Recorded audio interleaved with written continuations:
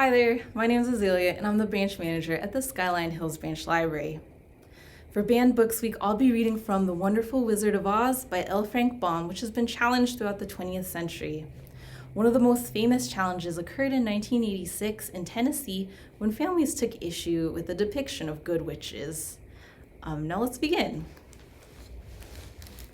The Wizard of Oz by L. Frank Baum. Chapter 23, The Good Witch Grants Dorothy's Wish.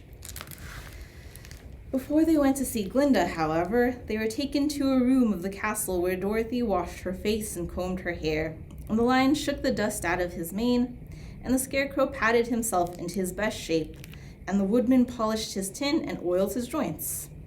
When they were all quite presentable, they followed the soldier girl into a big room where the witch Glinda sat upon a throne of rubies. She was both beautiful and young to their eyes. Her hair was a rich red in color and fell in flowing ringlets over her shoulders.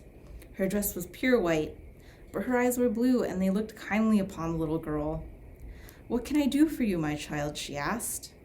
Dorothy told the witch all her story, how the cyclone had brought her to the land of Oz, how she had found her companions, and of the wonderful adventures they had met with. "My greatest wish now," she added, "is to get back to Kansas, for Aunt Em will surely think something dreadful has happened to me, and that will make her put on mourning, and unless the crops are better this year than they were last, I am sure Uncle Henry cannot afford it." Glinda leaned forward and kissed the sweet upturned face of the loving little girl. "Bless your dear heart," she said. "I am sure I can tell you of a way to get back to Kansas." Then she added, "But if I do, you must give me the golden cap." "Willingly," exclaimed Dorothy. "Indeed, it is of no use to me now, and when you have it, you can command the winged monkeys 3 times. "And I think I shall need their service just those 3 times, answered Glinda, smiling. Dorothy then gave her the golden cap, and the witch said to the scarecrow, "What will you do when Dorothy has left us?" "I will return to the Emerald City," he replied, "for Oz has made me its ruler, and the people like me. The only thing that worries me is how to cross the Hill of the Hammerheads." "By means of the golden cap, I shall command the winged monkeys to carry you to the gates of the Emerald City," said Glinda, "for it would be a shame to deprive the people of so wonderful a ruler." "Am I really wonderful?" asked the scarecrow. "You are unusual," replied Glinda. Turning to the Tin Woodman, she asked, "What will become of you when Dorothy leaves this country?" He leaned on his axe and thought a moment. Then he said, "The Winkies were very kind to me and wanted me to rule over them after the Wicked Witch died. I am fond of the Winkies, and if I could get back to the country of the West, I should like nothing better than to rule over them forever."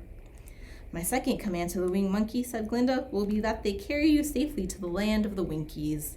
Your bangs may not be so large to look at as those of the scarecrow, but you are really brighter than he is. You are well polished, and I am sure you will rule the Winkies wisely and well." Then the witch looked at the big shaggy lion and asked, "When Dorothy has returned to her home, what will become of you?" "Over the Hill of the Hammerheads," he answered, "lies a grand old forest, and all the beasts that live there have made me their king. If I could only get back to this forest, I would pass my life very happily there." "My third command to the winged monkey," said Glinda, "shall be to carry you to your forest. Then, having used up the powers of the golden cap, I shall give it to the king of the monkeys, that he and his band may thereafter be free forevermore." The scarecrow and the Tin Woodman and the lion now thanked the good witch earnestly for her kindness. And Dorothy exclaimed, "You are certainly as good as you are beautiful, but you have not yet told me how to get back to Kansas." "Your silver shoes will carry you over the desert," replied Glinda.